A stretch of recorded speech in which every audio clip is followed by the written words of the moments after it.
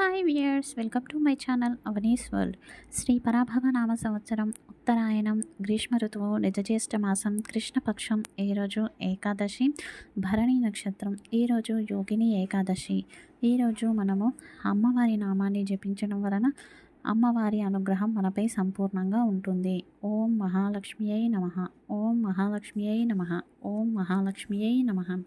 అందరూ ఈ నామాన్ని తప్పకుండా జపించండి. ఇక మన సంప్రదాయంలో భాగంగా రావి చెట్టు మన శాస్త్రంలో చాలా విశేషంగా వర్ణించబడింది. ప్రతినిత్యము రావి చెట్టుకు ప్రదక్షిణ చేసిన, రావి చెట్టుకు నీటిని సమర్పించిన, ఏదైనా కోరిక రావి చెట్టు దగ్గరికి వెళ్ళి వేడుకున్నా కూడా ఖచ్చితంగా ఆ సంకల్పాలను నెరవేరుస్తుంది. జనరల్గా అయితే ప్రతినిత్యము లేదా శనివారము రావి చెట్టుకు 108 ప్రదక్షిణలు చేస్తే విశేషమైన శ్రేష్టం. ఇక శత్రువు నుంచి విజయం కోసం 7 ప్రదక్షిణలు చేయాలి.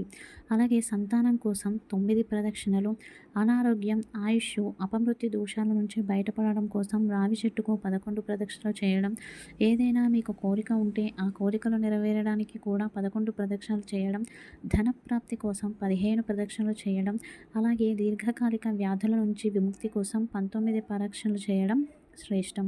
ఈ విధంగా రావి చెట్టుకు ఏ ఏ కోరికల కోసం ఎన్ని ప్రదక్షిణలు చేయాలి అని కూడా ఉంది. తప్పకుండా మీరు ప్రతినిత్యము దేవాలయానికి వెళ్ళినప్పుడు ఖచ్చితంగా రావి చెట్టుకు ప్రదక్షిణలు చేసి రండి.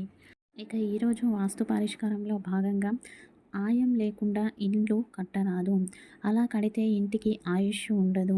అలా కట్టిన ఇంట్లో అపమృత్యు దోషాలు, సూసైడ్ లాంటి ఆలోచనలు లాంటివి వస్తాయి. ఏ ఇల్లు అయితే సింహాయంలో ఉంటుందో ఆ ఇంట్లో ఇంటి చుట్టుపక్కల వారితో ఎప్పుడు గొడవలవుతూ ఉంటాయి.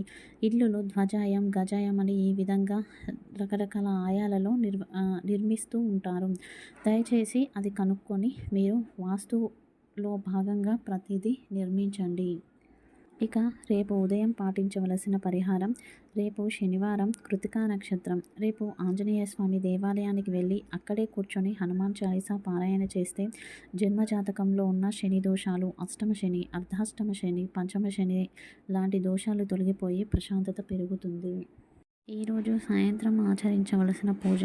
మొండి బాకీలు వసూలవ్వడం కోసం ఈరోజు సాయంత్రం తులసి చెట్టు ముందు నెయ్యి దీపాన్ని వెలిగించి 21 ప్రదక్షిణలు చేయండి. తదుపరి ఇంట్లో అమ్మవారి ముందు, లక్ష్మీదేవి ముందు నేతి దీపాన్ని వెలిగించి కనకధార స్తోత్రాన్ని పారాయణ చేయండి. ఇది ఈరోజు video. Thank you for watching.